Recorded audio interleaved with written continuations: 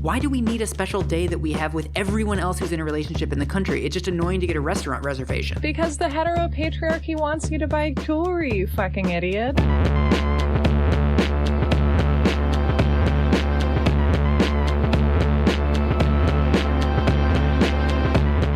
Welcome to You're Wrong About, where every horror story is also a tragedy. Okay.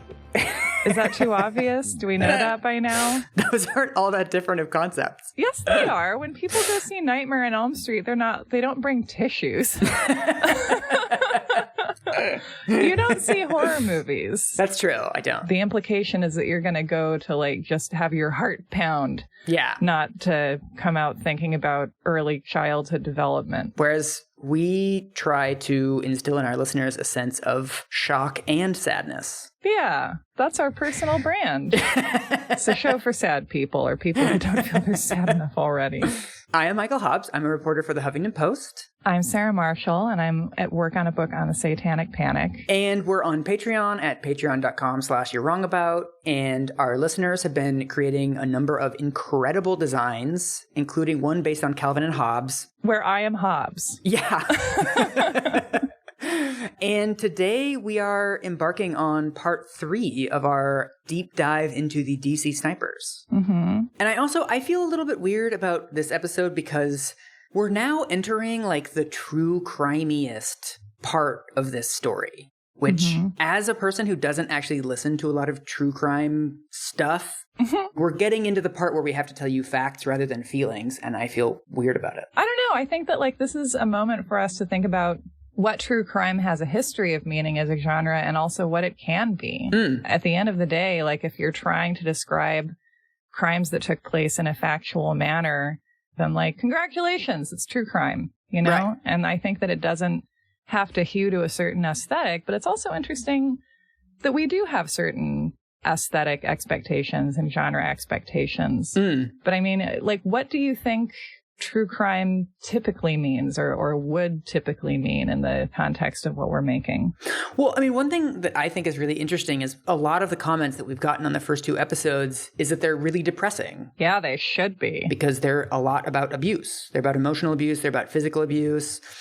But I think it's very interesting in that true crime stories don't oftentimes get coded as depressing, even though they're often about murders. That is really interesting. Whereas I think when we're confronted with the reality of these murders, which is that they often do come from abuse, they come from things like head trauma, they come from things like mental illness and very sad upbringing stories, it's this reminder that like the origins of true crime can be very sad, but true crime narratives themselves aren't coded as sad. They're much more coded as suspenseful. I think they're coded as maybe sad but not depressing, which is an interesting distinction. Or like you can be like, wow, this is tragic, like these poor people lost their lives, like this murder tore apart this community. This is so tragic.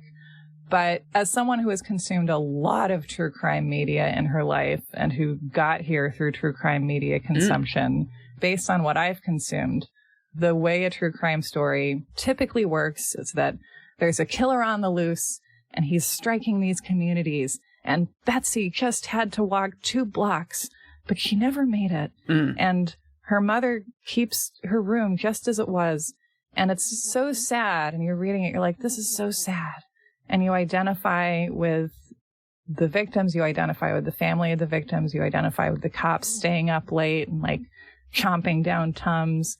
And then they catch the guy and you feel this catharsis. Right. And there will be, you know, some kind of discussion of his character and how he got to be the way that he is.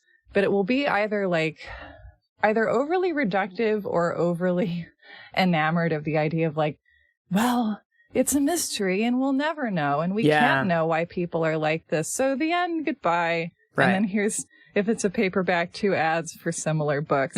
I think the goal of the true crime paperback, let's say, because that's what I was raised on, is to be this very emotional and emotionally engaging text, but also to have an exit, you know, to kind of exist as a capsule. And so you go in, and it's scary, and it's sad, and you contemplate all this bad stuff. And then at the end, like, order is restored, and it's fine and everything's fine. Right. Yeah. So are you saying that maybe we're not going to offer any closure and that's going to suck for people? I think that's a generalizable rule about this show. Yeah, that's true. I think if you're here for closure, you should turn it off and leave a negative review. Or you can just turn it off. You don't have to talk about my vocal fry keeping you from emotional closure, although I'm sure it is. So that is my insufferable meta comment for this episode to start off with. Okay. To then do the thing that I feel weird about.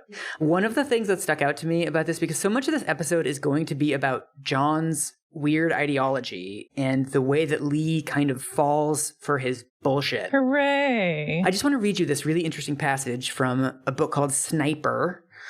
That's one of these sort of manhunt, true crimey books that lists everything that was in their car when John and Lee were arrested. I love it when there's a list of the objects found in a car or someone's house or something. Right? Yeah, that's always so interesting. In addition to the weapons and ammunition, these included violent video games such as Tom Clancy's Ghost Recon, Desert Siege, and Halo Combat Evolved. Several books, including The Art of War, The I Ching, The Politics of Liberation, and A Taste of Power.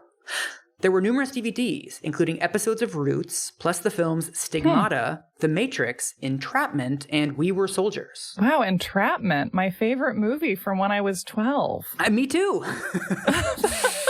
In addition to several CDs with music by Bob Marley, Tupac, and Lauryn Hill, as well as Streets and Trips, 2002. There was also a laptop computer, a digital recorder, one half of a $50 bill, and a Princeton Review CD.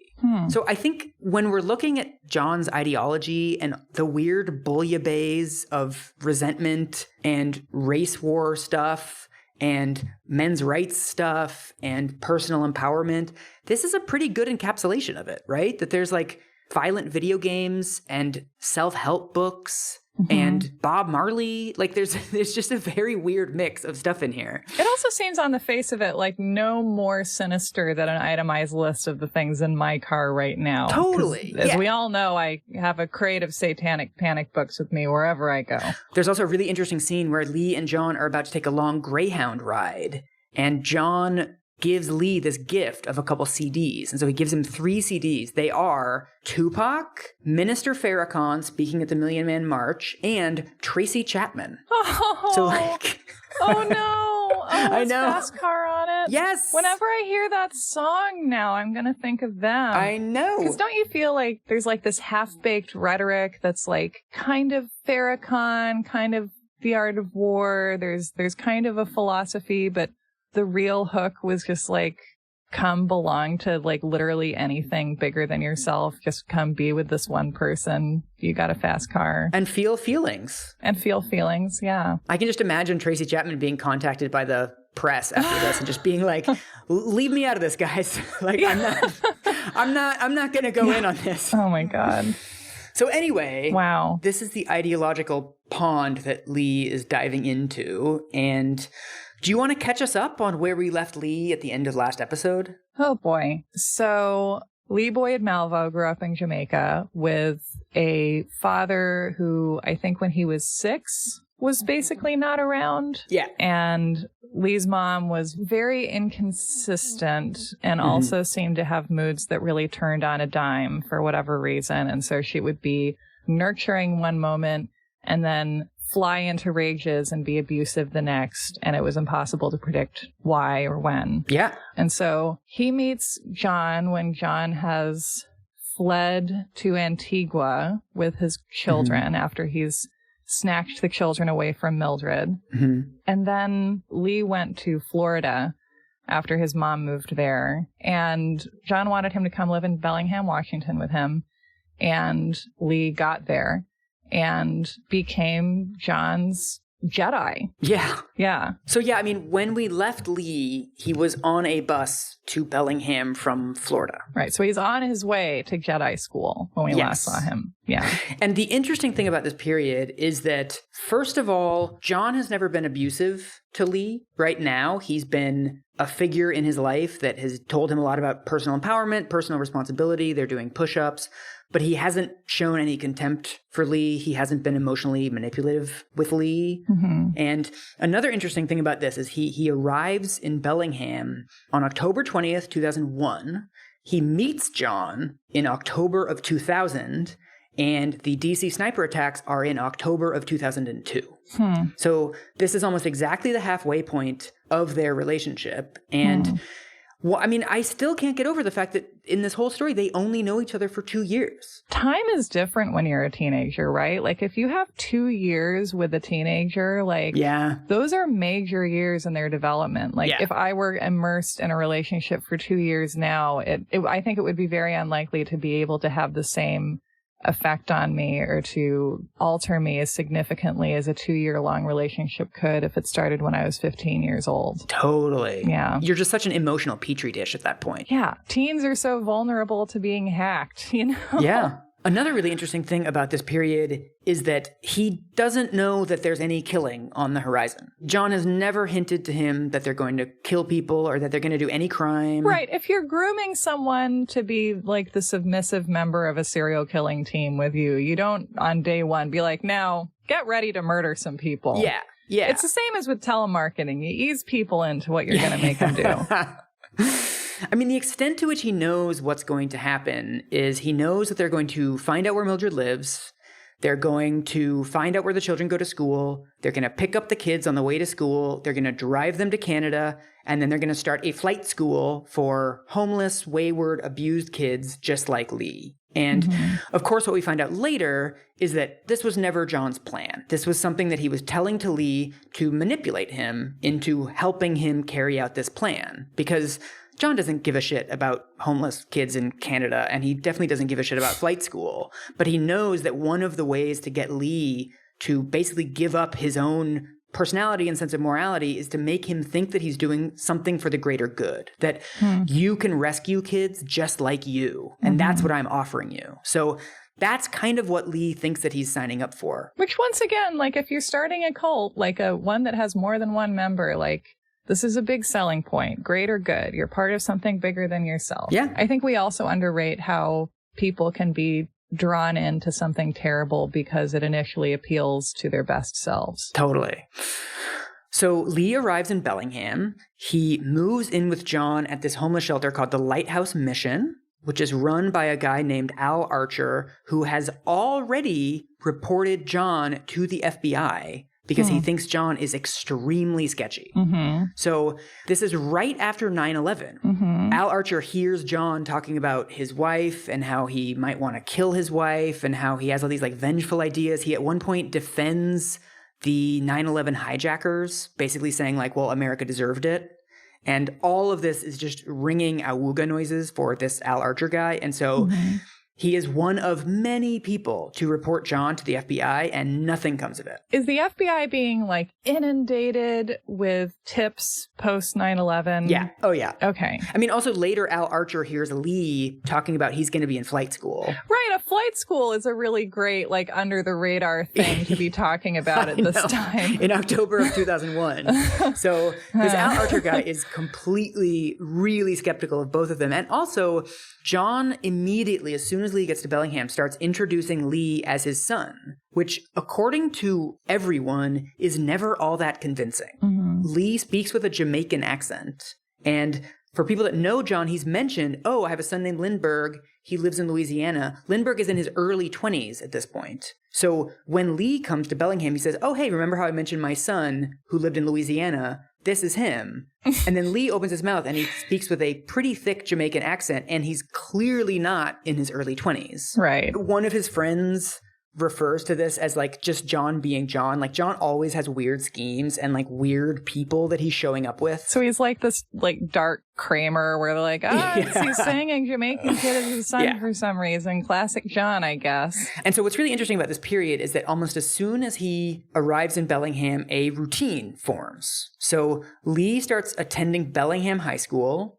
John spends the day either doing day labor, if he can find it, or just drinking at this bar called the Waterfront, where if you get there early enough in the morning, Budweisers are $2. And because it's the Pacific Northwest, the same bar was also a hangout of Ted Bundy and the Hillside Strangler. So, of course, the owners of this bar are interviewed a million times in the Bellingham and national media later, being like, yep, we got another one. Oh, my God. I know. Apparently, serial killers love shitty beer. I know. Wow. I'm not saying there's something about the Northwest in like a David Lynch Black Lodge kind of a way, but like I'm also saying that when I did see Twin Peaks for the first time as a teenager, I was like, yeah, someone gets it. Yeah. And so every afternoon after Lee is done with school and John is done moping around all day, they go and hang out at the YMCA. So they work out or play basketball or whatever, but they sort of kill time there for a couple hours. And then oftentimes after that, they'll go sit in a cafe and play chess or chat or whatever and just, again, kind of kill time because the shelter doesn't open until 9 p.m. And is Lee ever like, when are we going to start doing this flight school? I mean, I think they're talking a lot about their plan in the same way we talked about the Columbine killers just kind of bonding over this plan that they talk about. I mean, it's like the way people talk about going to Burning Man. Like, even if you kind of know on some level that you're not going to, it's like fantasizing about a shared world you want to make in the future is like a shared world right now for you to bond in. Yeah. And so on weekends, almost immediately, they start going down to Tacoma, where, of course, John has a lot of friends because he used to live there, and hanging out with this friend of John's named Earl Dancy, who's this sort of dirtbaggy gun nut guy that they have become friends with. And he starts taking them to shooting ranges every day over the weekends. What's really interesting is that, you know, they're spending all of this time in shooting ranges. They start going to shooting ranges in Bellingham, too. It becomes a huge part of their life. And yet, John has never said, like, we're going to kill people. So when Lee is like, you're talking about, like, picking up the kids in, like, a minivan outside of their school. So, like, why are we doing all this gun stuff? This is from the biography of Lee. Malvo remained curious as to why he had to learn how to shoot. Malvo said Muhammad explained every young black man should learn to defend himself, shoot, and practice lessons of how to succeed. Most importantly, he should know who he is, that he is a god. Not God himself, but a god. And he must never forget the wailing of his forefathers and that bloodshed begets bloodshed. You know, you're probably not moving in a good direction if you're being taught how to be a sniper under the guise of self-defense. And also he's shooting at photos of himself, right? They'll put a photo of himself on a tree. Oh, that's weird. I don't like that. Yeah, it's like, why do I need to shoot at a picture of my face? Like, oh, self-defense. That is like classic cult activity, I gotta say. Yeah. Oh, yeah. That's not going anywhere good. And I also think that, you know, this is very indicative of John's very weird ideology that, you know, why are we doing this shooting? Oh, it's self-defense. And then he goes on this completely non sequitur rant about, you know, you should be a god and you should never forget the wailing of your forefathers and this sort of high in the sky philosophical stuff that, like, really has nothing to do with self-defense and nothing to do with their day-to-day reality. But it's like, bloodshed begets bloodshed? Sorry, what do you actually mean by that? But I don't think that Lee, like, I don't think he has that capacity. And also, if your life has been this love void, as we've discussed, and then you find someone who, like, wants you and, like, really wants you because they have a nefarious purpose for you, you know, if you start kind of seeing hints of that, like, I think it would be very hard to, you know, for all of the onus to be placed on you to be like, so what are we doing? What are we talking about? Like, what is this? Yeah. If we, like, want to try and understand the situation by airlifting ourselves as we are now into it and thinking about what we would do, I think that's the wrong approach. Yeah. The other thing they start doing during this period is they start committing crimes. And this becomes an important sort of piece of the escalation later, that at first they just start shoplifting. John starts stealing power tools and various, you know, engine clamps and wrenches and stuff from Walmart. And I mean, I think this is the perfect encapsulation of his ideology. I'm going to read you something from this book called Sniper. Muhammad said that he was caught stealing lemon cookies at age 7. As a result, he said, he was beaten at the store and then later beaten at home by both grandparents. Muhammad said that his grandfather beat him not because he stole, but because he was dumb enough to get caught. Muhammad recited his grandfather's instructions to use his head and think of the consequences, and if he still decided to steal, he should figure out the best way to do so and not get caught. this was a lesson Muhammad indicated he was passing on to Malvo. And so, to me, this reveals that John's entire ideology is really just about selfishness. Mm-hmm. It's, I want to steal. Like, there's no actual morality at play in the act of stealing. The only rule that you have to actually keep in mind is make sure you get away with it. Yeah. You know, and I want to talk a little bit more about the ideology here because what's really interesting and what characterizes John's ideology is that he's got all this resentment at sort of the man, like the system. He hates cops. He hates the government. The government sends people to war and they die, etc. Yeah. But then he also hates poor people. They're staying at the homeless shelter. And he'll often tell Lee that, like, you know, look at these insects. You know, they're mentally ill. They've all been arrested. They're using drugs. You can't let yourself become like this. It's not a sort of like the powerful versus the powerless thing. It's kind of like everyone except for me and you is dumb and bad. Right. It's John's feelings. Yes, it's 100% John's feelings. Yeah. Wouldn't it be great if all sort of like ideologue types were like, these are my feelings. And they're not some kind of coherently laid out master plan for how humanity works. Right. It's just, behold, my feelings, you know? I mean, there is something so interesting in that his entire ideology is built around this rhetoric of like facts and logic. And he's constantly telling Lee, like, you have to let go of your emotions. You have to let go of remorse. You have to uncouple your head from your heart. Right. Yeah. I was just going to say, do you think like alt-right YouTubers are at all concerned that they sound exactly like that? It's so fascinating that how I think men especially can make their emotions invisible and can hide their extremely emotion-based, resentment, hurt-based reasoning behind I'm the logical one and everyone else around me is emotional. Yeah, and this thing of like, I am so wound up about this thing because of logic. Yeah.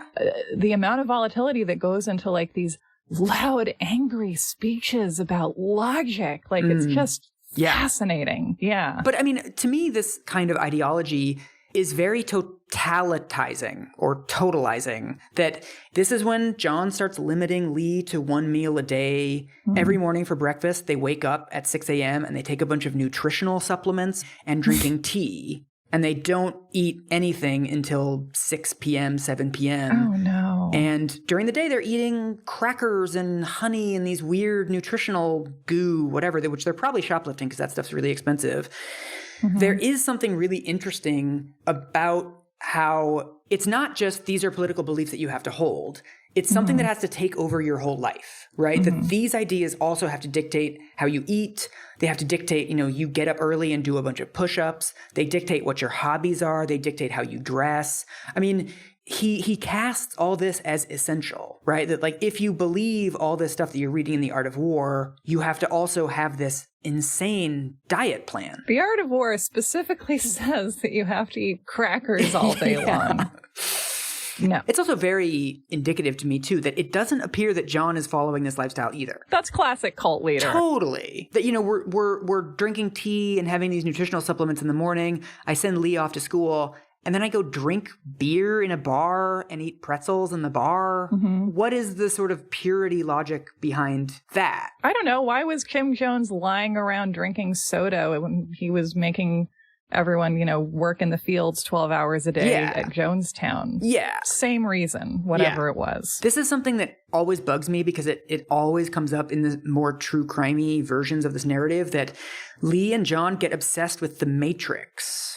Which is also a really great text to get your teenage disciple obsessed with. Oh, yeah. Because it's kind of making very explicit, I think, what John's pseudo-philosophy is implying, which is like, what you think is the real world is not real, and like, take the red pill and... Yeah.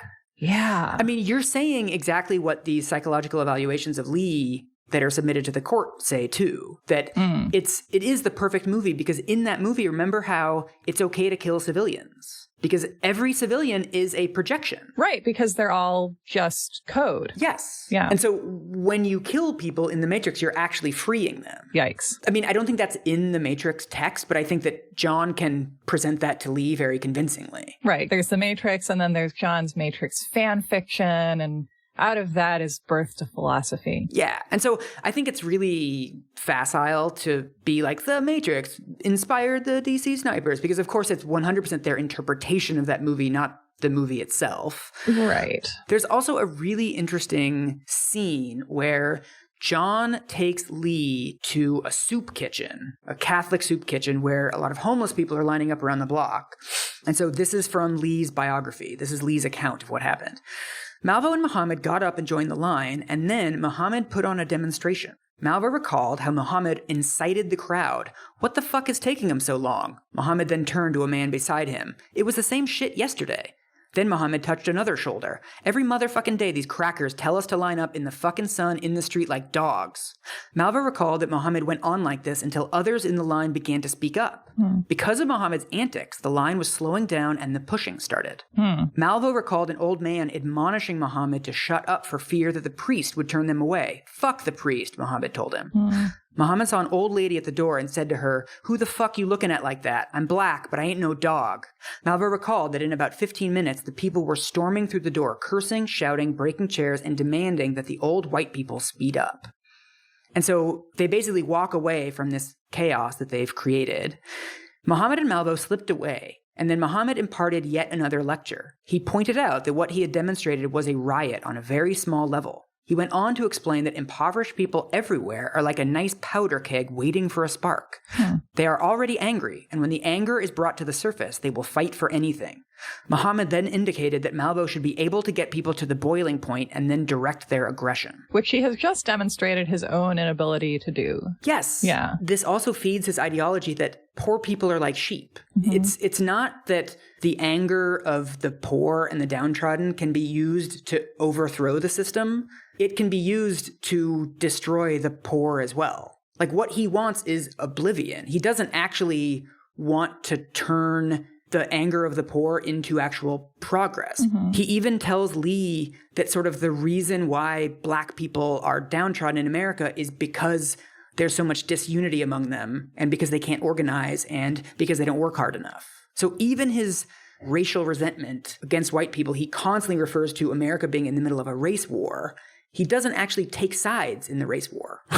He basically says that, like, well, white people are evil and black people are lazy. I mean, do you think that John wants to kill? I mean, he does. There's a really interesting scene where he takes Lee to a housing project, and he's sort of watching these black kids play basketball. And then, of course, there's a cop car with a cop in it, like parked 10 feet away. And he's like, look at this cop. He's just waiting for these kids to do something. He's waiting for them to sell drugs. He's waiting for them to shoplift so that he can arrest them. Like, the entire purpose of the police state is to lock up black people, which is like the kind of thing that you read in The Nation. Like, this is not a completely bananas viewpoint. No, I say the same thing quite frequently. But then he hands Lee a gun, and he's like, now you know who your enemy is. Now you know what you need to do. And again, it's like this thing where he's got these sort of true premises, right? That, like, mass incarceration disproportionately affects black people. But then his conclusion from those premises is like, we must take up arms and kill white people and black people and cops and drug dealers. I mean, it seems retconned, right? It feels like he has this need for destruction, and he's like, and it's for these reasons. And it's like, maybe, John, like, maybe you just want to kill people. But it's also really interesting to me that, like, and much like Manson, I think, he's like trying to inculcate this like young, vulnerable disciple with this murderous rhetoric. But he might have not actually killed anyone himself. Like, I know that's a big gray area, but like, it seems very possible that Lee actually pulled the trigger on every shooting. So, like, what does it mean to want to kill people but not do it yourself? Like, what is that? Well, I do think that your description of a cult leader rather than a serial killer is really useful, because I do think cult leaders are characterized by kind of laziness and like not wanting to do any of the work themselves. And like maybe being more interested in like exercising their power over other people by getting them to do extreme stuff for them. Right. And I mean, you know, we still don't know, you know, John may have committed some of the murders. John may have committed all of the murders. It's so difficult to believe anything in Lee's account. But we do know that this ideology, a lot of it was really about manipulating Lee. And that Lee is clearly, that he's able to do with Lee what he wanted to do with Mildred, it seems, too. That, like, here he has someone who's, like, totally dependent on him and totally under his thumb. And what's really interesting is at this period, too, as Lee is sort of getting deeper into this ideology, they're setting up this routine, they're going to the shooting range, John becomes more abusive. Yeah, because it turns out in abusive relationships, like, the abusive party tends not to be like, you know what, like, I'm happy with the degree of control that I feel I'm exerting over you right now. I feel satisfied. Right. It has to get worse. Right. And there's really interesting testimony by one of the baristas at this cafe that they hang out at all the time, where he sees them sitting there playing chess, talking for hours. He assumes that they're father and son, and he's like really inspired by this relationship. He's like, wow, like I've never seen a father and son with such a great bond. And then, you chat to the barista, whatever. He comes over to their table at one point and he's like, hey, kiddo, do you ever beat your old man at chess? And what he notices is that Malvo doesn't answer. Malvo looks at John and gets permission, and then he answers. Mm-hmm. There's also an incident where they're playing basketball at the Y, and John goes up for a layup. Lee tries to swat the basketball out of his hand, but he misses. And he hits John sort of on the ear, on the neck, whatever. Like the kind of thing that is annoying, but happens. Happens in sports. Yeah. And so on the next play, this is what Lee says in the biography that he eventually writes. I grab him on his next drive. He swings and elbows me in my ribs, grabs my wrist and twists it. I'm on my knees in pain. Then he throws me about 10 feet. I'm in a pile on the floor holding my wrist. Oh my God. He looks at me with a hollow stare. I've never seen so much anger aimed at me before. Wow. I immediately asked what I did to make him so angry. He stared at me and then walked away. And so This is from Carmita's book when she's describing Lee's kind of psychological state. In Malvo's mind, he was to blame for the abusive reaction because Muhammad could not have been wrong. Right. Associated with the self-blame was the fear of being abandoned. He was totally dependent on Muhammad. He resolved that he would never disappoint Muhammad again.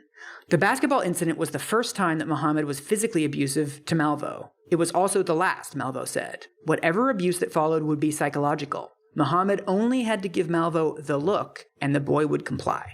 And so I do think that the dependence is a huge part of this, that Lee is an undocumented immigrant, and the only relationship in his life now, because John has been so good at isolating him.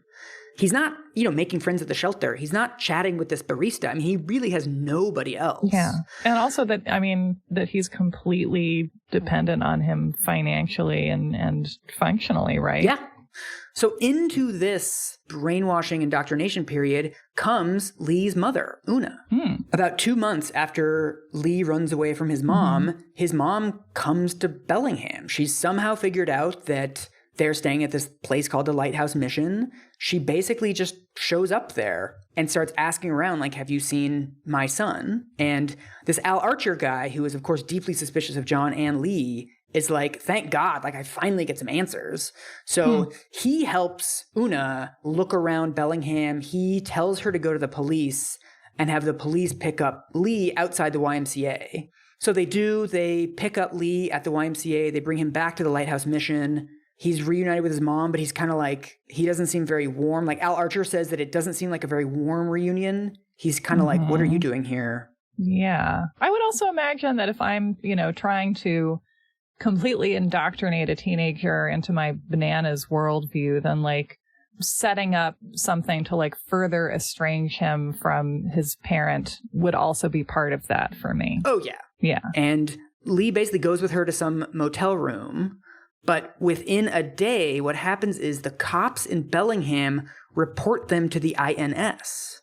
And what's really interesting is, the INS comes to this motel room, they arrest Una, and then they go to the YMCA to pick up Lee because they know that he hangs out there. And they show up in the locker room. John and Lee are in the locker room changing, and these INS agents get there. And so they ask Lee, are you Lee Malvo? He says yes. They say, who's this guy? Like, are you with this adult?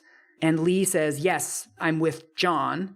And John immediately sells him out. John is just like, nope, I've never seen this kid before in my life. I have no idea who this kid is. We're just chatting in the locker room. So disheartening when your cult leader has no fucking loyalty to you. Right? It's like, John, good tiny cult members are not a dime a dozen, like Jesus. I know.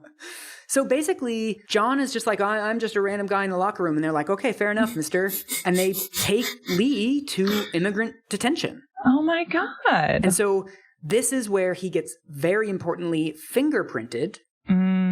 Apparently, according to Lee, they put Lee and his mother in the same cell in this immigrant detention facility in Seattle, and they don't speak for 2 days. Wow. And his mom sort of realizes that he's slipping away. So it seems that she's not abusive to him there. And so for 2 days, they don't speak. Then he gets transferred to an INS facility that's in Spokane, although other accounts say that it's in a different part of Seattle. But then because Una has, in the meantime, she's married a Haitian immigrant to the U.S., he has permanent residency, and she's still waiting for her paperwork to come through, granting her permanent residency. She gets a lawyer. The lawyer communicates with the INS. It takes about a month for all of this to go through, but eventually they're like, yeah, your paperwork's coming through. You're married to an American. You're free. And so this is one of the stupidest decisions that Una has made. I don't know if it's Lee that convinces her or if she decides this herself, but Una decides when they get released from this detention facility, Lee gets flown back to Seattle. They're finally together again. And Una decides, let's go back to Bellingham because you're enrolled in that school. This attachment to school is like a weirdly consistent part of her decision making. It's very interesting. I don't really know what to make of it. I mean, what do you think about that? I mean, frankly, I think it's a huge component of the story is that Una is from a developing country. Yeah. And that, like, for people trying to escape poverty around the world, like, there's this myth that, like, poor people don't care about education or ethnic minorities don't care about education. Like, one of the most universal human traits, 98% of humanity, if you poll them, what is the one thing they want for their children? It is education. And especially people in developing countries, because every poor person wants their kid to be less poor than they are. And education is the only reliable way to do that. And also everyone wants their child to do better than they did, even if it's in a very nebulous way. Yeah. We can see that all the way and up in Felicity Huffman land. Yes. So it's understandable that she wants to take him back to really the only form of stability in his life. But of course, the minute they get back to Bellingham, Lee runs away. He steals $30 from her purse. And he uses it to buy a bus ticket to Tacoma because he knows John is there. Basically, there's a really interesting narrative here where I was thinking, like, you could make a movie about Una, like, searching for her son and trying to get her son away from John. Because at this point of the story, Una kind of becomes the hero. She also thinks that John is bad news. Right. She wants to get her son away from John. And we know now that if she had succeeded, that would have been much better for the country, and maybe John never would have done the sniper shootings at all if he didn't have this perfect accomplice. And so for the second time, this is a story of women looking for their children frantically. And also, like, a very complicated woman looking for her child, too, right? Like, we know if Lee had gone back with Una, he would have been subjected to the same abuse. Right, because once again, we're seeing that the choices for him are, like, between kinds of abuse and differently abusive situations. Yeah, it's bad and worse. Those are his two choices. Yeah. And so apparently Una spends months looking for him. There's an incident in March of 2002, 2 months later, where she's on the bus. It's not clear if this is in Tacoma or Bellingham, but she's on the bus and she looks over and there's Lee and John sitting in the seats, sort of 2 rows back from her. And she yells to the bus driver, stop the bus, this is my son. And she goes up to Lee and she's like, where have you been? I haven't seen you. And Lee says, I'm sorry, I don't know you. I don't know this woman. Like, please keep driving the bus. I've never seen this woman before in my life. Wow. And John helps him. John is like, yes, I'm this boy's father. This is not his mother. I've never seen her before in my life either. And everyone on the bus is like, wow, this lady sure is weird. And then John and Lee get off the bus. And so the last time she sees him before court is this bus, you know, she's looking out the window and this bus is driving away and just leaving them on the side of the road. Wow. So it's one of those sad moments that she created to a certain extent, right? I mean, it's sad to think about her receding into the distance in this bus, but it's also like, well, yeah, Lee did that. Yeah. I mean, I think this is one of the elements of tragedy. Greek tragedy, in my understanding of it, is like, it is very obvious that everyone involved is doing their best. Yeah. You know, and that their best is decided by whatever fatal flaw they have. And we all have one. Right. It's just a deeper and more realistic and I think much more depressing story in the end. If you think about, you know, this was not based on one puppeteer having a master plan and everyone falling into his thrall. I mean, we have really a puppeteer figure in this story, but it's like everything he's able to do is still based on where everyone else in the story is coming from. Yeah. John is not orchestrating all of this. Like, no one has that power. Yeah. And this is, I mean, to me, this is one of the frustrating parts of the classic true crime trope, that we sort of elevate the killer to this sort of mastermind figure who made everything happen, rather than, you know, parachuting into a complicated world and finding ways to wittingly and unwittingly capitalize on the weaknesses and tragedies of others. Yeah. I mean, one of the interesting parallels with OJ, I feel like that's kind of partly what you're getting at, is that he's also very good at manipulating people and finding people who are vulnerable to his manipulation without necessarily realizing that's what he's doing. Right. Yeah. I don't think that, like, John is sitting around being like, yes, I really love these vulnerable, unworldly people. They're great. You don't think about that yourself because it doesn't mesh well with a self-aggrandizing philosophy. Yeah. And so another really interesting parallel, you said something really interesting in our Cato Kalin Part 2 episode the other day, that you said one of the reasons why OJ may have committed his crime is he didn't have any other structure in his life. Right. But like Cato is talking about just how bored he seems during the time that he's living in the guest house at Rockingham. Yeah. And he has no other sense of purpose other than his resentment of Nicole. Right. And what I think is really interesting in this period after John takes Lee away from Una is they're entering a period like this too, where Lee has now given up on school. John has realized, accurately, I think, that stealing stuff is much more lucrative than working. So they don't have to really do very much during the day. And so they've already been spending almost all of their time together. And now it's really every waking moment they're together with nothing else to do. Which we discount how strong of an effect that can have on you, just being continually in someone else's presence. Yeah. And so they're living in Tacoma. Every once in a while they go back up to Bellingham, but it's for a day or two. They can't stay at the Lighthouse Mission anymore. A lot of the people in the homeless services sort of sector around Tacoma and Bellingham know them now, and Lee is paranoid about getting picked up by the INS again. So they're really trying to stay off the grid. So really, they're hanging out with this guy, Earl Dancy, and they're just playing video games all day and going to the shooting range and every once in a while doing some sort of petty stealing frozen steaks from the grocery store type stuff. And so all they really have is this plan of theirs against Mildred and getting good at shooting people and this sort of ideological indoctrination. That's their only real hobby now. So this is also the part, and I've really been looking forward to telling you about this part, because this is where we finally meet John's girlfriend. Oh, boy. So one of the people that they are staying with in Tacoma is a woman named Mary Merez, who John has been dating since 1995, since he started fixing her car when he was still together with Mildred. Oh, this is one of the lonely women who needed her car fixed in the middle of the night. She's a really interesting figure in that she's a former nurse. She's divorced. She has a few kids. She's born and raised in Tacoma. She meets this nice guy, and she testifies at his trial that he was great to her.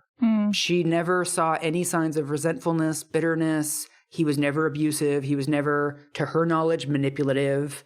What she says at the trial is John was a very considerate person, the strongest, most generous person I have ever known. And she sort of breaks down on the stand talking about this. And there's something really interesting about that it seems that he was a pretty positive guy in her life. And he was still capable at that point of holding it all together, of sort of hiding this deep well of resentment that was right beneath this nice guy exterior.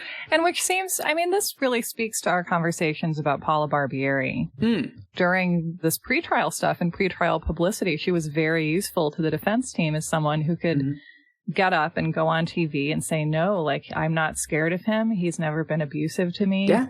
And if we're to believe her at all, she was telling the truth. Yeah. I think there's something to be said for being the side piece of someone with major issues, because it's, with OJ and also with John, we can say, well, yeah, like, he wasn't directing that at you. And there were other people in his life and other relationships in his life that he seemed to be projecting that psychic baggage into. Mm-hmm. And yet at the same time, and maybe because those relationships had so much projected stuff and so many issues of his bound up in them, he was able to freight other relationships with less baggage, maybe. Yeah. And there's this really interesting passage in this Sniper book about her relationship with him. She says, she heard about his battle with his wife and anguish over his missing children. He told her he had been devastated when his wife accused him of threatening her with violence. That was the lowest blow, he said. You know me, he told her. I would never raise my hand to a woman. His wife knew, he said, that the way to hurt him the most was to keep the children away from him. The children were his world. He lived for them, and Mary knew that. From a drugstore in Tacoma, she had wired him money when he had them in Antigua. Losing the children broke him. He seemed to care about everyone and rarely got angry. Sometimes he would stay with her for a while, a few days or a week, then he'd leave. She fell in love with him and dreamed that someday they might have a life together. When they first get together, does she know that how early does she find out that he's married? She knows immediately because they're kind of family friends. So he starts fixing her car. He starts being nice to her kids. He starts offering to fix her car for free. There's this really interesting scene in his trial where the lawyers are cross-examining her about her relationship to him because she characterizes him as a friend. She says, we were always friends. And then they start pushing her and like, well, when did you start sleeping together? And did you love him or not? And so she's like crying on the stand and kind of trying to deny that they were in a relationship together. And I think part of that is like, she probably feels really bad that she was this naive, right? If you know somebody and somebody's really important in your life and they go off and do something this horrific, you sort of feel like a fool, right? It's like falling for like a 3-card Monte scam on the street or something. You're kind of like, oh, I can't believe I did that. It's this shameful thing. Yeah. We like to believe that like someone who we know intimately, that we should be able to just know the worst things that they're capable of. But yeah. I don't think that's true. Yeah. There's also a really interesting thing where Mary is white. And so when Lee meets Mary for the first time, they get off the bus and Mary meets them at the bus station. He's kind of like, sorry. What? You've spent thousands of hours telling me how we're in a race war and white people are the worst and our whole sort of like holy war is against white people. Yeah. You've been dating a white woman for 7 years? Can you care to explain? Wait, I want to guess. I feel like if I were John, I'd be like, no, I must keep having sex with this white devil to sharpen my revolutionary instincts and remind myself of how terrible white people are. Just so terrible. Their breasts, terrible. Hate them. Gotta check again. What did he say? That is one tick less chicken shit than John is. Because John basically, he's like, yeah, you're right. I'm going to break up with her. Oh, John. He's just like kind of hand waves it away. Like, yeah, it's not real. Like, it's not going to last. No, it's whatever. Yeah. Don't worry about it. But again, there's these little like red flags that like John is full of shit. But again, Lee's 16. He doesn't have the tools to be like, sorry, this guy doesn't actually believe anything that he's telling me. Right. And just the desire to believe that like John has his act together. Yeah. Why do people believe that their churches don't harbor abuse? Right. Why do we believe that our jobs at startups make sense and are going towards a viable product? Like there is so much plausible deniability that we allow to exist in our lives where like we know on some level that if we open that door that's supposed to go to the control room, that it would just be like a bunch of mops. Yeah. And that's why we don't open it. So another thing that happens at this time, because they have no structure in their life other than this plan that they're talking about and this resentment that is getting fed every single day by having nothing else to do, the training that they're doing gets much more intense. So they're spending up to 12 hours a day at the shooting range. John starts doing this extremely weird shit where he will tie Lee shirtless to a tree and then leave him there for like 6 hours. Oh my God. And this is January, February, March. Yeah. Oh no. This is what Carmita says in her book. Lee was so into the training and gaining Muhammad's respect that he wanted to be chained to the tree for hours. He wanted to prove how tough he was, how indestructible he was. And this is also the period where they start to establish this pattern where John will sort of debrief. Like he'll send Lee on these weird missions. So they'll camp out in the woods, and then he'll have Lee sneak up on other campers, like sort of crawl through the dirt silently. That's very like the Manson family. Like as they were working their way up to committing murders, they would just quietly break into people's homes and like move their furniture around. And they called it creepy crawling. Nice. It's like very serious and dark, but it's like you couldn't have called it something less funny, you know? I think it's part of this. He's indoctrinating Lee with all this sort of, we're on a mission, we're secret agents. He's telling him all kinds of stories about what he did in the military. Like, I had to survive on my own in the woods in the military. Which, like, no, he didn't. He was in Saudi Arabia. Right. Where were these woods? Yeah. A really interesting thing at this time is that Earl Dancy later testifies that John is not a very good shot at doing the sniping. It's great that, the legacy of the DC snipers is, includes the fact that the older, mastermind of the operation was like not very good at shooting. I mean, we have no idea how much to believe from Earl Dancy, but it's also more evidence that Lee may have been the one doing more of the sniper shootings simply because he might have been a better shot. We don't know. Right. So in late January in 2002, this is now 10 months before the sniper shootings in DC, is the first time John orders Lee to kill somebody. So in the end of January, they're hanging out in Bellingham. I don't really know why they're there that weekend. John spins him this whole yarn about how he's been casing this restaurant, and he knows that the manager of the restaurant comes out around 1 a.m., and she has a bag with her with all of the cash for that night. Lee doesn't say this in his book, but I think this is probably someone that John was dating. Because he dated literally everyone? Yes. And it's not clear that John, has the discipline to sit outside of a restaurant. I mean, it would take weeks to figure out, how much money. You wouldn't be able to determine that someone leaving at 1 a.m. is taking all the cash with them unless you knew them somehow. Right. It's just easier if you have some kind of inside knowledge of the situation. Yeah. And so this is my hunch. I have no direct evidence for this, but this is my hunch, is that it's somebody that he was dating. This is you're choosing your one Nancy Grace moment of the episode to wildly throw out an unsupported theory, and this is the one you're choosing. I got to fill the 24-hour news cycle, Sarah. Yeah, you do. Way to do it. You do. So basically, they pull up in a car outside of this parking lot, outside the restaurant, at around midnight, and he says to Lee, you have to kill this lady and take her money.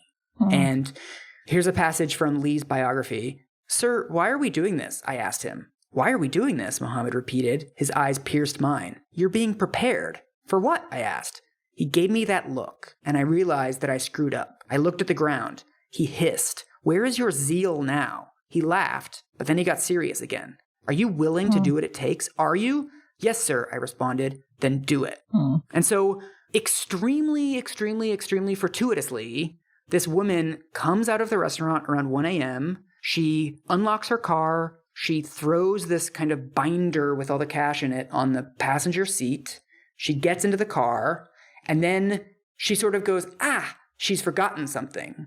And she goes back into the restaurant. And so Lee, with the gun in his hand, dashes up to the car, opens the passenger side door, grabs the portfolio, and runs away. Oh, nice thinking, Lee. And so they get around $1,000 from this. This is when they start realizing that these forms of robberies are much more lucrative. Right.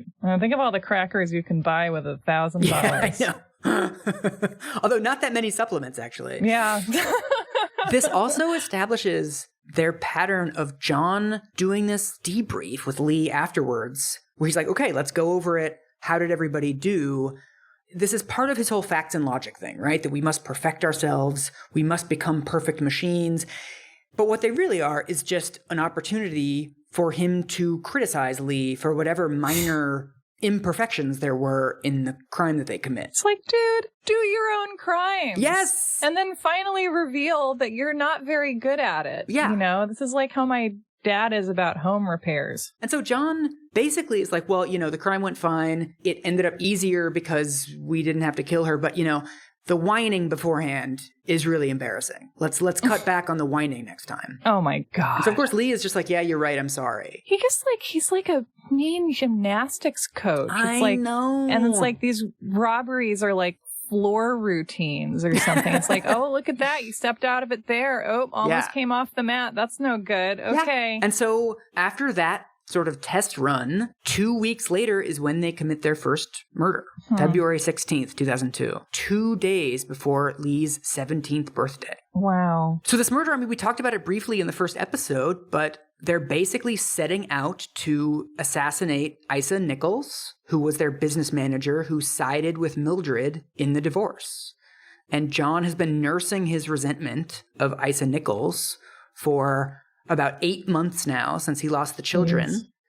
And so he orders Lee to go up to her house, pull out a gun, and if it's her at the door, to shoot her without saying anything. And if it's not her, to say, I have a message from John, and then shoot her. Is this in broad daylight? When is this? This is at night. Oh, okay. So Isa, as we mentioned last time, Isa is at the store at the time, and her niece, Kenya Cook, is changing her baby's diaper upstairs. How old is Kenya? She's 21. Okay. This is how Lee tells the story. I got out of the car. I tuned into his voice in my head, remembering all the lessons, the preparation. Malvo, be calm. The calm, cool, and collected survive. Free your mind to the task at hand. Don't think it, become it. This is all John garbage, right? Yeah, this is all like Nike commercials. Yeah.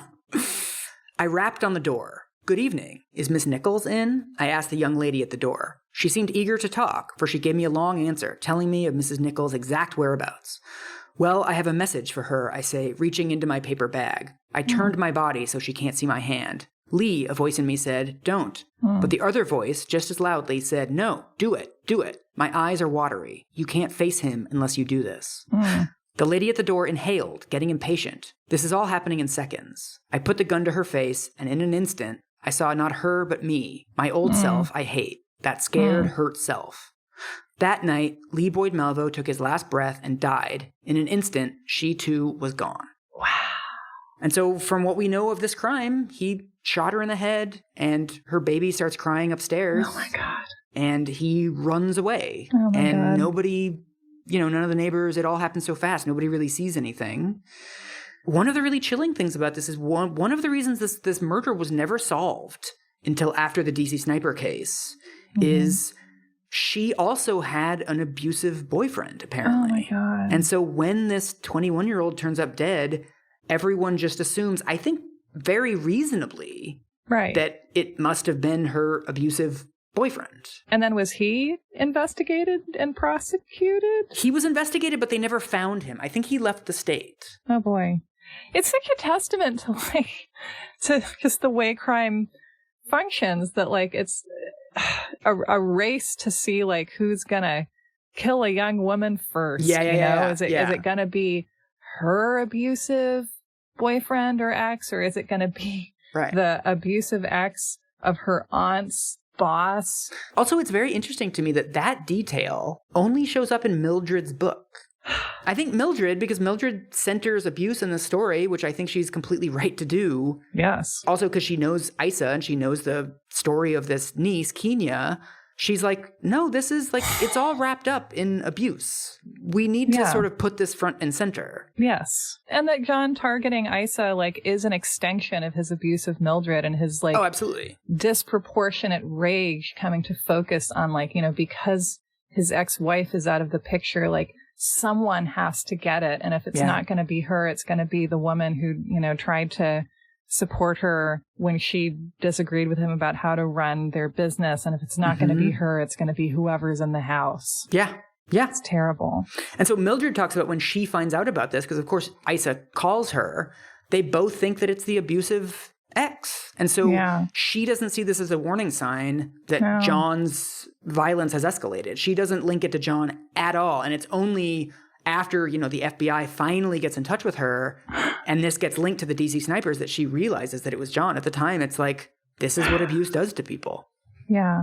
I think what's going to stick in my head about all this is like Lee shows up and pulls the trigger and shoots Kenya and kills her, and then the baby starts crying like yeah. And that's what Isa finds when she comes back. Oh my God, I know. Oh my God. That Isa comes back to the body of her niece and this sound of crying upstairs, and she immediately runs upstairs to get the baby and then finally starts putting together what happened. I would just like to have like as part of someday a story where like one of the women in this narrative like goes shopping and nothing terrible happens. I know. Bring back normal shopping. Yeah. And what's really interesting is this is also on some level an act of abuse of Lee too. Oh yeah. Yeah. Because then once you force someone to kill, they're not coming back from that. Yeah.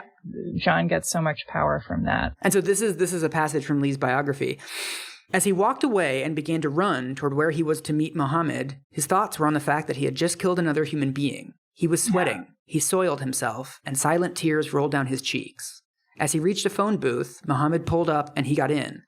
I sat silently, he said, trying to hide my shaking hands. I watched you. You did perfect. He smiled. I returned his smile. Oh my God. Oh, don't worry. Everything will be all right. Here. He handed me my wallet and a new ID. That is your new name. I read to myself, John Lee Muhammad.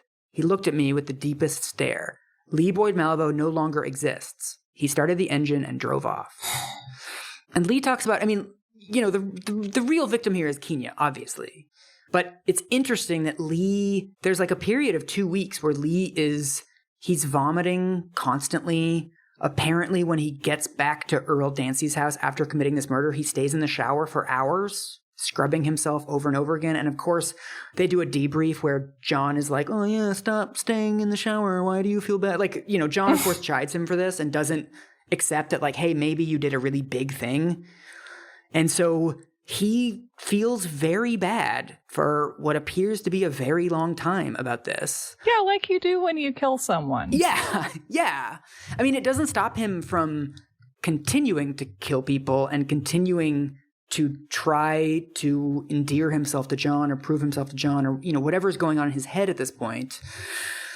It's not as simple as just, he's a total sociopath at this point. Yes. And, I find it interesting that there's this idea that I've never understood, that like understanding the positions of the people who commit the crimes and their humanity and how they got to this place is somehow taking something away from the tragedy of the people that they have harmed or they have killed. Because I think that like, do we take Kenya's death more seriously, or do we mourn her more effectively if we're like, yeah, and then he killed her and I bet he liked it, and I bet that all the showering was just a fake show of grief, and he found his vocation and he loved it, and it was unambiguous and like how does that mean that we're respecting the loss of her life more deeply? I just don't get that. And so this is now the period, this drives me nuts, that the period between when they kill Kenya Cook and when they begin the sniper shootings is referred to by almost every account that you find, especially the shorter accounts, as this sort of yada, yada, yada kind of framing. They committed their first murder. They had the lobster bisque. Yeah.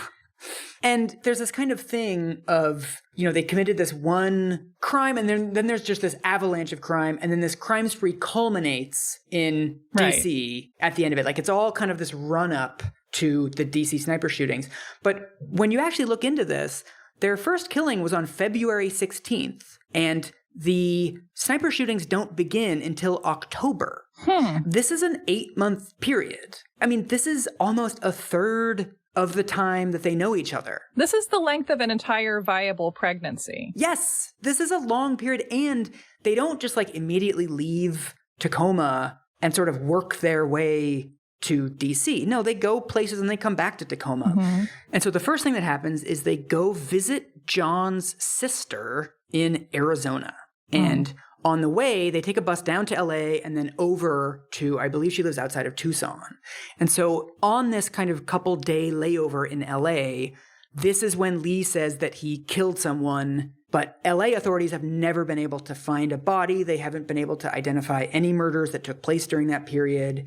So it's still not clear whether he killed somebody in LA or not. But in Arizona, on March 19th, there is a guy named Jerry Taylor who is shot with a high-powered rifle from far away. I would imagine this is pretty rare and that, like, the police in whatever jurisdiction are not seeing a ton of murders committed this way. Oh, it's extremely rare. I mean, there's a finite number of murders committed in the United States every year. I really cannot stress enough how rare it is for it not to be really obvious who did the shooting when somebody gets shot. Or how rare it is to be murdered by a stranger. Yes. So it's not common for people to be shot with high-powered rifles from far away. Right. And so this is one of the ones where we're pretty sure this one happened. There are witnesses that report people sort of coming out from the woods near this golf course and dragging him into the woods. Although, very strangely, they didn't steal his cash or his credit cards. Wait, they shot him and then they dragged him into the woods? Yeah. Wow. That's really weird. It's also very weird that they didn't take his cash and credit cards, because if they're in proximity to his body, like, why wouldn't you? And also, 3 days later, they steal a purse from a Greyhound bus driver. Like, they're obviously in the market for cash and credit cards. And then did Lee go on to confess to something kind of matching the circumstance? Okay. He, according to some random college kids who they end up staying with in Bellingham later, Lee says, we shot a senator on a golf course once. And these random college kids are like, whatever. Like, people say stuff and they don't really think anything of it. But of course, later on, the cops come to them and they tell the story. So that's some sort of contemporaneous Lee admitting to this, which does indicate that they did do this. And the daughter of Jerry Taylor, whose name is Cheryl Shaw, because this is an unsolved murder for years, and she finds out about the DC sniper attacks, and it's like, this makes sense. Like, it's the same caliber of rifle, apparently. And so she starts writing to Lee and saying, like, look, I don't care if you get immunity or not, but I just want closure. I don't know who did this to my father. And not only does Lee admit to this, but he also gives her a call and they talk about it. So part of me feels like it's somewhat plausible, because we know this about Lee, that he gives people what they want. It's somewhat plausible to me that he might have confessed to a murder that he didn't do. But it's also, I mean, these guys are the DC snipers. It's also pretty plausible that they killed somebody with a high-powered rifle from far away. And also, John's sister does live in that part of Arizona. It's like a mile away from his sister's house. Right. The only thing that's out of pattern is that they didn't steal his credit cards and cash. Right. So I think it's probably more likely that they actually did this. Yeah, I mean, it's not as if he's confessing to something that has a completely different set of circumstances attached to it. Right. And I can also see being in prison and being like, well, I want to do something good with my life and, like, bring closure to this person, even if it's not true. Like, that's better than nothing. Right. Yeah. So after they stay with John's sister for a couple weeks, they commit the shooting, probably. They then leave Arizona and go back to Bellingham. On the bus, on the way back to Bellingham, the driver puts her purse on her seat behind her. And when she arrives in Bellingham, it's gone. And so what we find out later is that John and Lee took the purse. They used one of her credit cards to buy $12.01 worth of gas. And then the bank canceled the card because of algorithms. And what's really interesting is this is the card later on that they will ask the U.S. government to put $10 million on it as part of one of their ransom demands.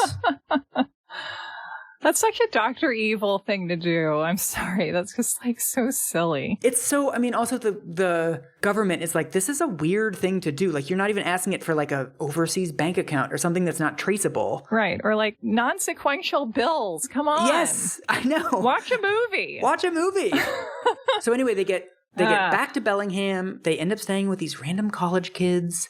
And then the timeline, I mean, this whole year of this quote-unquote crime spree, the timeline is all over the place. There's a murder of a guy named Billie Jean Dillon in Denton, Texas, on May 27th of this year. And Lee has not confessed to this one.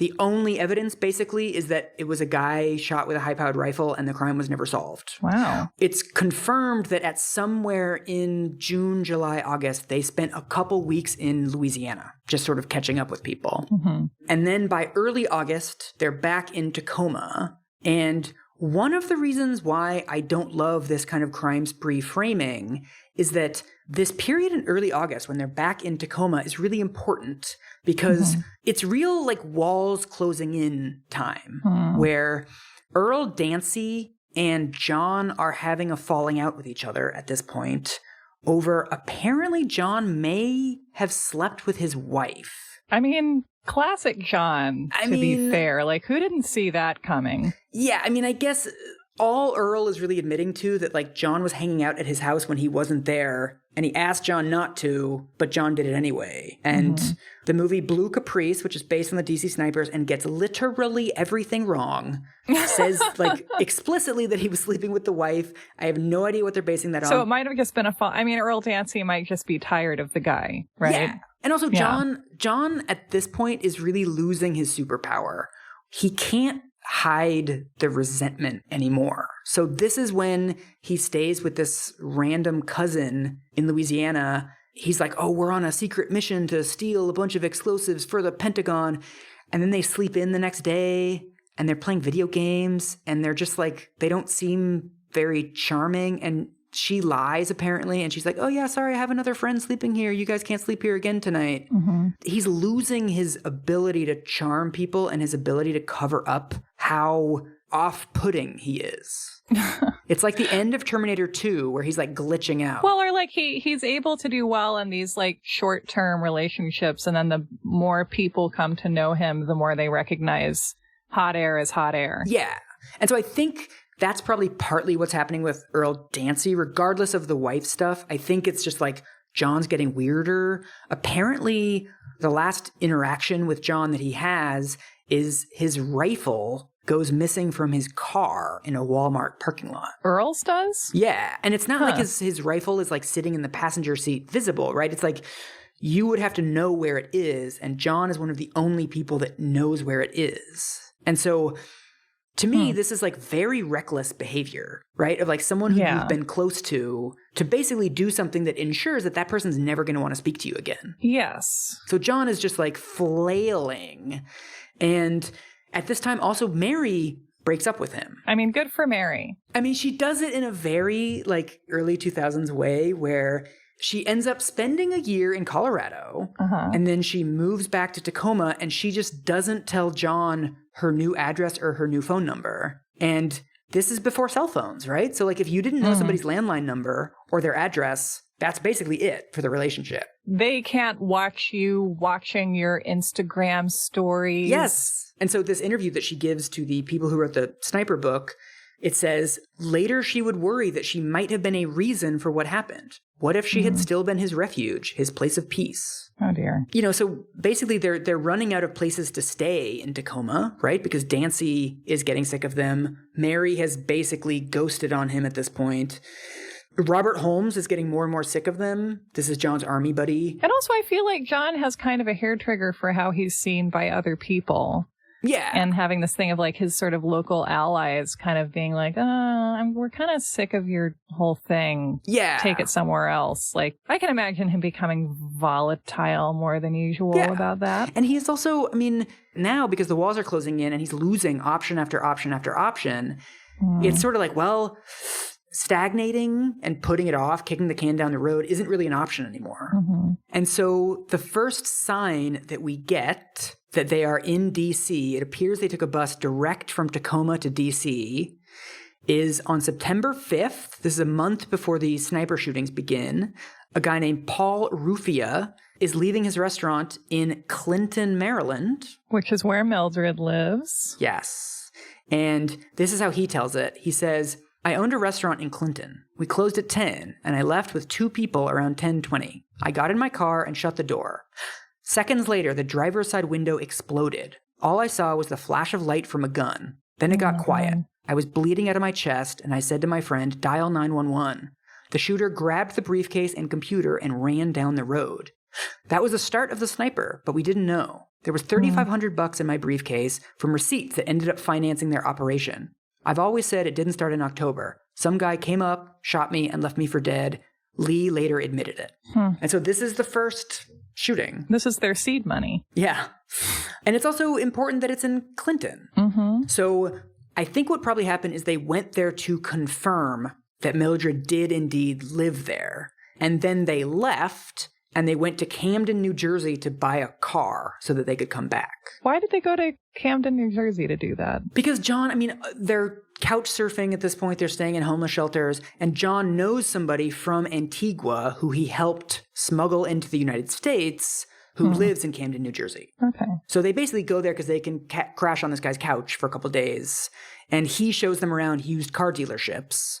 There's, everybody's interviewed the used car dealer that sold them the Caprice, and he says they came in 4 different times and they told a different story every time. They're like, oh, I want to use it for a taxi, or like, oh, I'm going to go on a road trip with my son. And this guy's like, whatever. It's a $250 car. It's crappy. It's old. It has 150,000 miles on it. Like, whatever. He doesn't really think that much about it. It's amazing to choose a car for your crime spree that could break down at any moment. I think it's also because Chevys are really big and they could modify the trunk in the way that they wanted to. I'm going to look up what a blue Caprice looks like. I have no mental image at all. It's like a cop car. It's a 1990 Caprice, if that helps. All right. Oh, yeah, it is a cop car, huh? Oh, wow, that is a big car. Yeah, this is basically a Carnival cruise ship. That's one of those cars where you, see people driving in 80s movies, and you're like, wow, I'm so glad I didn't learn to drive back then. Yeah. I mean, for a 1990 model, it's actually surprisingly boxy. It looks like it's an older model than it is. Yeah. It looks pretty unwieldy. This is also weird falling apart T-1000 glitching shit, where they register the car, and apparently the guy in the registration office is a little salty or a little bit rude or whatever. 3 minutes after they register the car in this office, an anonymous call from a payphone calls in a bomb threat against the motor vehicle office. Mastermind criminals at work here. It's completely pointless, right? Because the car's already registered. It's just spite. It's just tender little feelings. Yeah. And then they get the car. They head back down to D.C. This is when they start scoping out Mildred much more deliberately. In the biography of Lee, it says, Malvo recalled that Muhammad wanted to know who visited Mildred, where the kids went to school, where she worked. With Malvo beside him, he drove around looking for safe spots, using a laptop computer to map sites from Pennsylvania to Raleigh, North Carolina, which became their hub. So basically, they're spending days stalking Mildred. And what's interesting is Mildred's neighbors actually call the cops because they see this blue Caprice so much on their street. They're like, this is weird that there's this random old car we've never seen before that's around all the time now. And do they know that she's vulnerable to stalking by her ex-husband? No. Are they aware? Okay, they're just like, oh, this person doesn't live here and they're here a lot and this is a residential neighborhood. And there's a period where Mildred is actually going out of her house and she sees this blue car in the driveway sort of blocking the sidewalk. And she's like, oh, that's weird. And she looks inside and there's a super young kid at the wheel. And then in the passenger seat is a guy reading a newspaper and she can't really see his face. But she doesn't call the cops. She doesn't do anything about it. She's just like, that's weird. Right. But so it's clear from all evidence that they were casing Mildred for quite a long time. It's interesting, to be surveilling someone and stalking someone for that long and almost that's as much of the point as killing them that just I don't know, it seems like stalking and surveilling gives people a sense of power over the person that they're surveilling. Maybe that was part of it too. It's all very weird. Yeah. And so on September 14th, this is 4 days after they registered the car. This is from the sniper book. On September 14th, across the Potomac River in the Hillendale section of Silver Spring, Maryland, Arnie Zelkovich and his employer Rupinder, or Benny Oberoi, were closing Zelkovich's Hillendale beer and wine store for the evening. It was around 10 o'clock on a Saturday night. They were outside, and Zelkovich was showing Oberoi how to lock up. Suddenly, there was a boom. Oberoi thought it was a firecracker. Zelkovich thought it was a backfire. In a second, Oberoi was on the ground, pain filling the left side of his body, a tiny hole in his lower back. Zelkovich looked at the wound and said, "You've been shot." In the parking lot of a nearby Safeway, an employee noticed an old, dark car that might have been a Chevy Caprice pull out of the parking space and drive away. He told the police about it, but the feeling was that it was probably just a customer. So this establishes a pattern of these random attacks happening, a witness saying, I sure did see a blue Caprice, and the cops saying, doesn't seem relevant. And then is it a thing of like, are they hitting areas with different police jurisdictions? Yeah. I think at this point they're shooting people with a .22, and like people get shot with .22s. Like 22s are pretty common. Right. Especially if it's outside of a liquor store at closing time. There's no reason to think like this could be a serial killer. Right. I mean, you automatically associate liquor stores with robberies. Yeah. Right? Like what word goes after a liquor store? Yeah. Robbery. Yeah. And so one night later, on September 15th, in Brandywine, Maryland, which is sort of the next suburb over from Clinton, Maryland, it's about 3 miles away from Mildred's house, a guy named Mohammed Rashid, who also works at a liquor store, is locking up for the night, and he turns around and he sees this teenager walking toward him, sort of Terminator style, and Lee just lifts up the gun and shoots him in the stomach and steals his wallet. Oh, God. And runs away. And I mean, one of the things I think I just want to highlight here is that if you look at the names of the people that are being shot, these are not white people. Like one of the huge incongruities between John's bullshit ideology and the actual acts that he commits is that, including the DC sniper attacks and these attacks, it's like a really diverse cross-section of Americans. This is not like getting revenge on white people. This is whoever's fucking convenient. Right. So after that, they work their way south. There's 2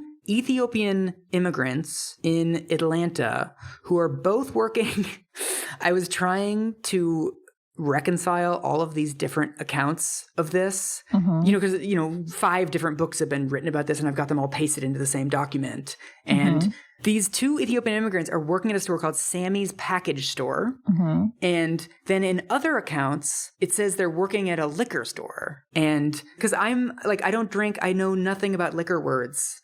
I was telling my boyfriend, like, this is bullshit. Like, in these accounts, just because they're Ethiopian immigrants, they're working at a liquor store? How dare they? And then my boyfriend, who's from Atlanta, is like, a package store is a liquor store, Mike. Like, no one is being shitty here. And in Michigan, it's a party store.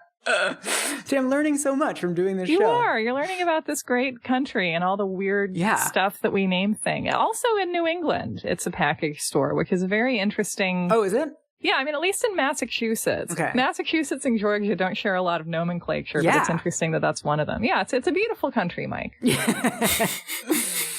And so there's one woman working at this liquor store whose name is Mimi Tedeschi, and a friend of hers who doesn't work at the store but is just coming by to help out, whose name is Million Woldemariam. And what they both notice is there's a car idling in the parking lot. And they're like, that's weird.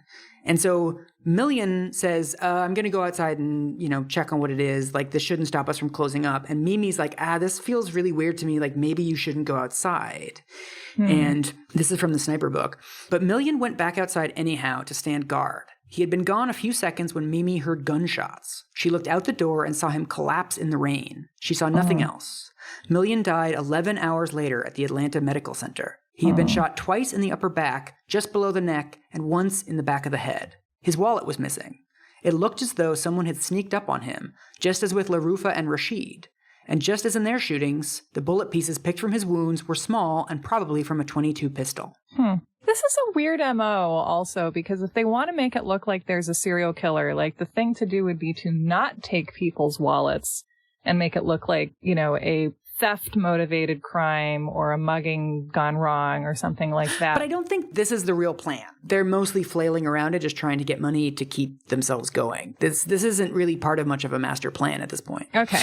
Right. And also, like, if the plan is to get Lee to kill a bunch of people so he gets used to it, I imagine that that's part of it too. Yeah. Yeah. And so the next day, or it's actually technically the same day because the previous shooting was after midnight, but the same day in Montgomery, Alabama, in another liquor store, there's a woman named Claudine Parker and a woman named Kelly Adams are working there.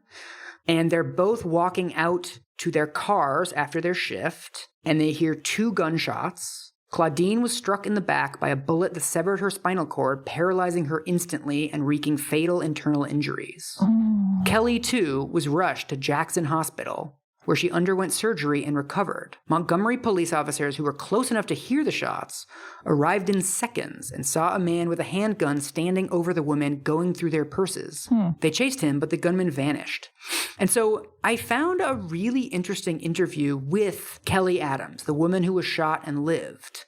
This is just fascinating to me. I think we do this thing, especially with crimes like this, where we forget the people who are injured, right? We always talk about like the body count. Yes. Kelly got shot in the face. And so I've seen photos of her, and I looked into a bunch of interviews that she did, and you can see sort of over the years she's gotten more and more surgeries to fix it, but like she has a giant scar basically on her jawbone. Wow. And this is totally fascinating. It's kind of a long excerpt, but I think it's worth going into in detail. Adams told the Montgomery Advertiser that she went through 30 surgeries in 5 years. She was diagnosed with post-traumatic stress disorder and hospitalized for psychological problems. Her marriage ended in divorce, and her ex-husband got custody of her daughter. Oh, boy. She said she still has night terrors about once a week about a gunman chasing her, and she struggles with anxiety. I almost never go out in public, Adams said. If I have to go to the grocery store, there is so much anxiety for me to get in and get out. I'm on medications, and they keep me relaxed a little bit, but I'm still hypervigilant.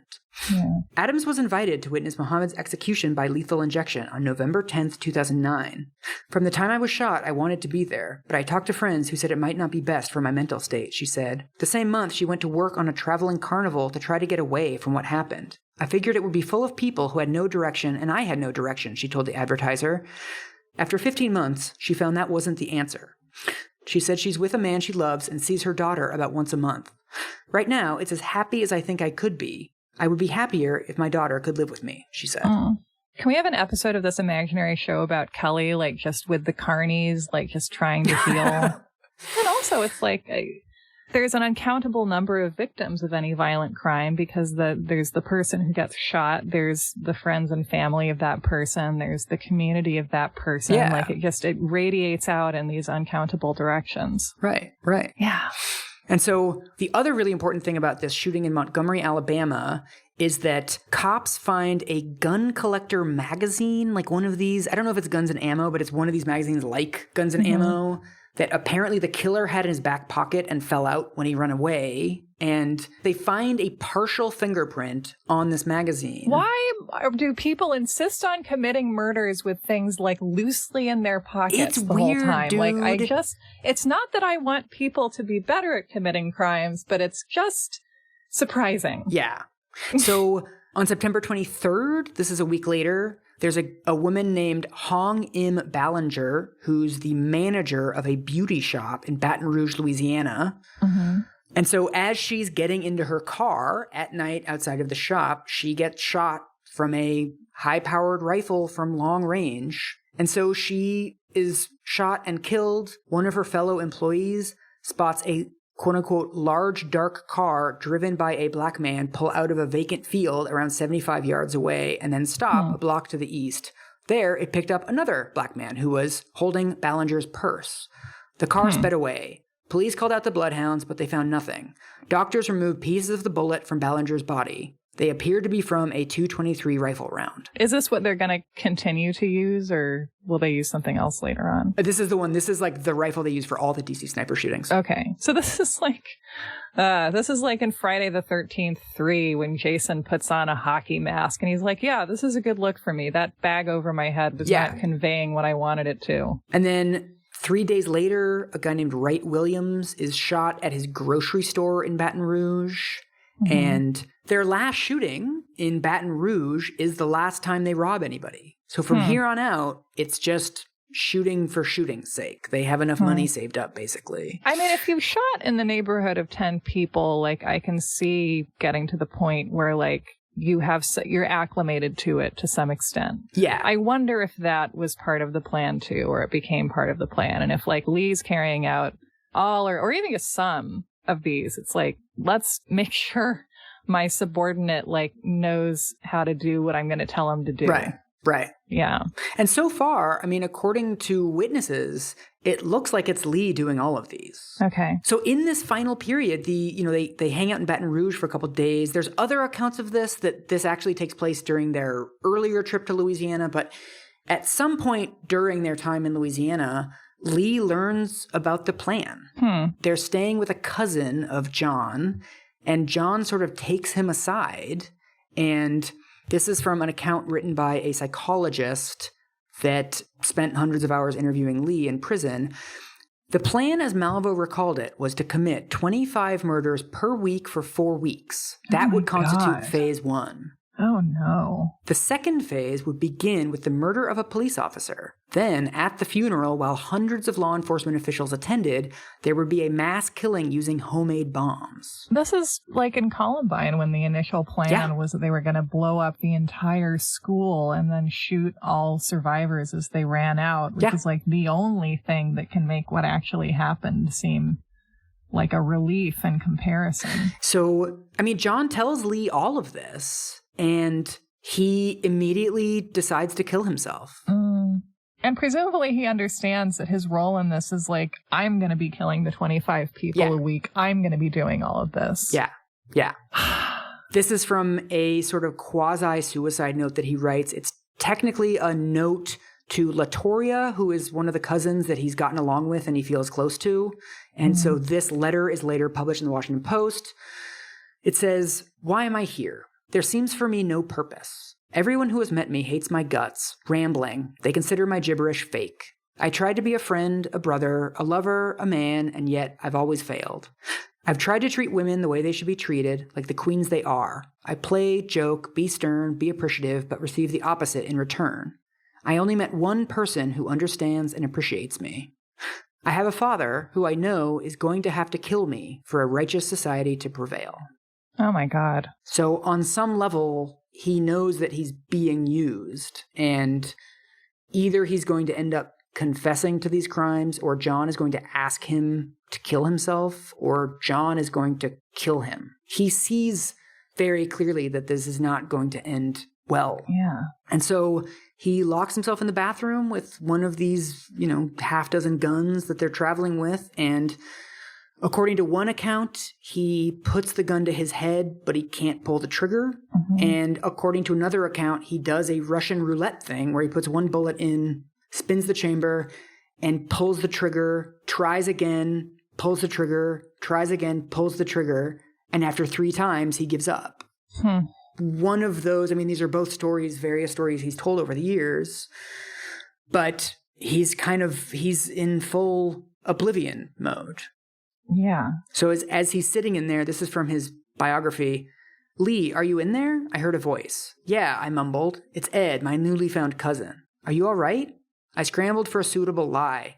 I need to take a leak. That's why I left early." "Okay," he responded. I heard his footsteps retreating. I looked. There was blood on my t-shirt. Where did it come from? I checked my face in the mirror. Shit, my nostril. And so, from here on out, is where we get to the sort of real DC sniper shootings. And Lee is just in total dissociative fugue. He's miserable, but he doesn't really know how to get any of this to stop. He doesn't know how to escape. He doesn't know who he is anymore because he's been, he's killed. I think it's 3 or 4 people at this point have actually ended up dying, and he's shot 10 or 11. And also probably he's not able to keep track of local news to find out how many people have survived and how, So he's sort of become this killing machine, and the plan that they're sort of embarking on is this completely absurd plan that, even for what he's already done, is a huge escalation. I mean, I'm curious about his mindset at this point, because it seems like, if his gut says, I want this to stop, I don't want to do this anymore, therefore I have to kill myself, and that this didn't stop because he wasn't able to pull the trigger. Yeah, I mean, that suggests that, he doesn't feel capable of, ending it by any other means, which, there's a lot of reasons for that. If he goes to the police, then, he's so implicated in it all, then, there's that as a deterrent. I've never been in this position. I don't know what it's like to be standing there looking in the mirror and being like, well, I've already shot 10 people. Yeah. Does it matter if I just keep going, like it does, but like in that mindset, are you able to conceive of yourself as having volition, of having agency over anything? Like if his first thought is like, I don't want to do this anymore, and the way to stop it is by killing myself. Right. I mean, if that's your first thought, then like, are there any other ways out that you can conceive of in that state? And I mean, the first couple lines of that excerpt are important to me because you can hear him echoing what Una has told him his whole life. Everybody hates you. You tried to be a man. You've tried to be a son. You failed at everything. The only person who wants you as long as you're killing people for him. Yeah. There really is an echo here of the abuse that he's gotten from his mother his whole life and feeling rejected by his father. Like he's always felt really worthless. And that's really the soil that has allowed John to take him to this place. And not having other family members who could intervene and not having other stability. Yeah, it takes a village to raise a child, and it turns out it can take only one very enthusiastic adult to help them down the path to serial murder. Yeah. So how do you think we did? Did we engage in true crime tropes? Oh, I mean, I don't know. Like everything's a trope at this point, right? Mm-hmm. I think that the aspects of true crime as a genre that are holding it back from doing what it's capable of is, allowing itself to be messy and allowing itself to be complicated and allowing itself to leave questions unanswered and like just bum out the people who consume it. So I think we did a great job with that. I think everyone's pretty sad now. Well, I'm glad I have you here to tell me if I'm doing anything gross. Sure. I mean, I will. But I think that we're talking about something that did take or destroy the lives of more people than we can count. And we should just feel weird about it. Yeah. Like we've thought about it and we've decided to turn the key, and we think that there's good stuff to be had and things to be learned from us undertaking this endeavor, but like we don't have to feel great about it. That's fine. I don't think we should feel great. Tagline. Yeah. The show that promises to make you feel just a little like there's a little film on you. You're implicated. Congratulations. Yeah. I just think that the most important thing is no matter what kinds of stories true crime media tells, they should always leave Tracy Chapman out of it. Yes, Tracy deserves to be a part of lesbian road trip stories, and that is it. That's the America I want.